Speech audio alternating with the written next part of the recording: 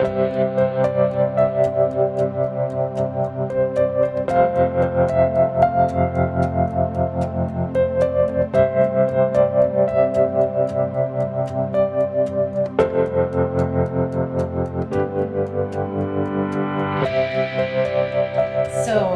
Dr. Sandy Dunn, who also likes to be called Sandy. Thank you. Thank you for that. And that's not just me because I'm a friend, it's because you want women to be able to relate Absolutely. to I you. want to relate to women, and I want to welcome them in. Yeah, absolutely.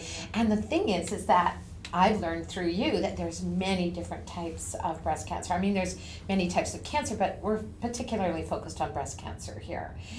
So I've got my little notes here, and I'm going to ask you, so one of the points that maybe some women don't know, those who have gone through treatment and diagnosis, they probably already know this, but those that are just hearing about it or have family members that have been diagnosed, breast cancers are not the same. So can you talk to me like I'm in kindergarten, because sometimes I need that, and tell me, give me a simple format of the different types of breast cancer that we know, and how many varieties are there that you know? Okay. There are 3 major types of breast cancer. Okay. And when people say I have breast cancer, the first thing you want to know is, well, what subtype of breast cancer do you have? The reason that that's important is because it guides therapy. So yeah, exactly. So the first, the most common type is the estrogen receptor positive or ER positive. So we're going to go through three types: estrogen receptor positive, HER2 positive, and then what's called triple negative breast cancer. So 70% of women are diagnosed with a estrogen receptor positive breast cancer. So what does that mean? So That means I can't eat soy sauce? No. It means that they have a protein in their tumor that causes it to grow. So it tells the cancer, okay, if you're there, I'm going to direct you to grow. Oh. And so if you have this estrogen receptor in your tumor, there's also a drug that will block that from working. Oh, so that's, and kill the cell. Yes, and so it's a lock and key sort of thing. So you say, oh, if I have the estrogen receptor, I know just what to do. I'm going to kill it with anti-hormone therapy such as tamoxifen or raloxifene.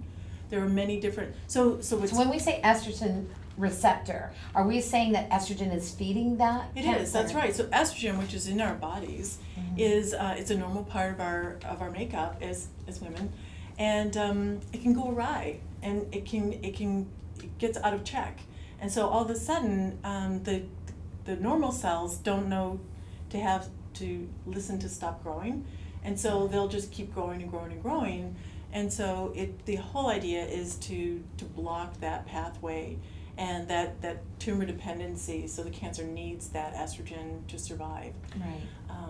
And so that's really the first example of a targeted therapy. So you know that you have this protein in your tumor, and you're going to put a drug that blocks that. So you just described the estrogen receptor cancer, and my understanding is that it has that protein in it that causes the cancer to continue to grow. And your medications that have been out since your grandmother's diagnosis that you told us in segment 1 from 27 years ago, that's still effective in that cancer. That's exactly right. God forbid anybody has to be diagnosed with cancer, but if you are, is the estrogen receptor cancer sort of the least aggressive? Aggressive? Yeah. It absolutely, it is. It's the least aggressive. Then there's also what's called HER2 positive breast cancer, and that has a different protein called HER2. Why is it called HER2? So HER2 is it has to do with the type of receptor that is expressed on the tumor. So it sits at the cell surface, and it again tells the cancer cells to grow.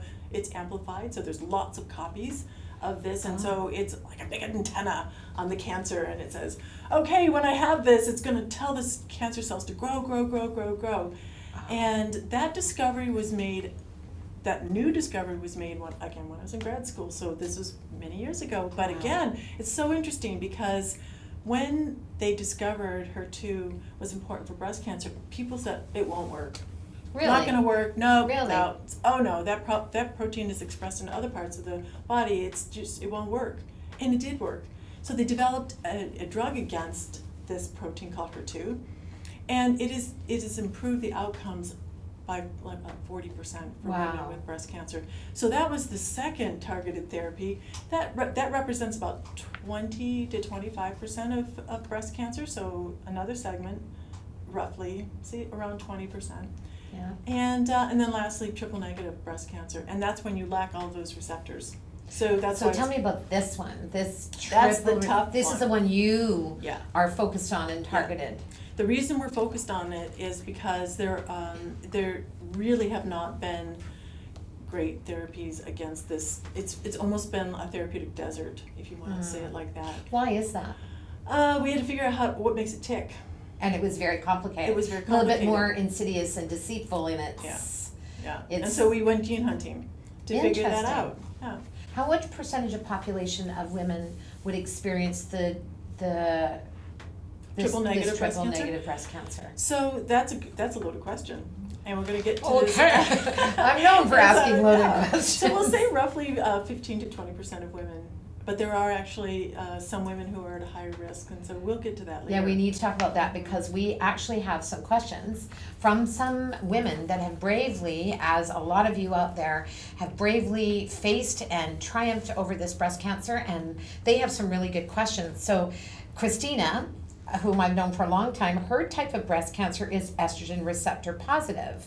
She was diagnosed stage 3 and micrometastasis in the lymph nodes, just past IDC. Can you explain IDC to me? Okay, so IDC is invasive ductal carcinoma, and I often think of cancer as so the early stage of cancer. It's like a self-contained balloon. So the cancers are within that balloon. Okay.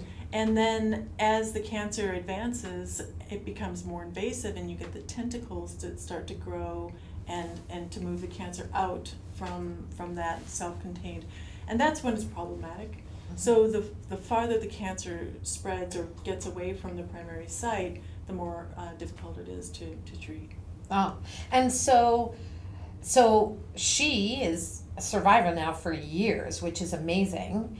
And she was talking about why chemo in particular. Mm-hmm. Is chemo effective in that type of cancer? It is, and so it is important, I think, for women to understand that it's not just the type of breast cancer you have, but how much it's invaded. Mm-hmm. And so if it's gone to the lymph nodes, it will be a higher stage. So if it's a low stage, say stage 1 or 2, there has been debate on whether or not a woman needs chemotherapy. So there are new tests now, new molecular tests that will evaluate a woman's risk. Mm-hmm. So that, for example, you may want to avoid chemotherapy and just have, say, surgery and, say, tamoxifen. So that's really a conversation to have with your doctor, right. And depending on the stage of your cancer and what the cancer looks like under the microscope.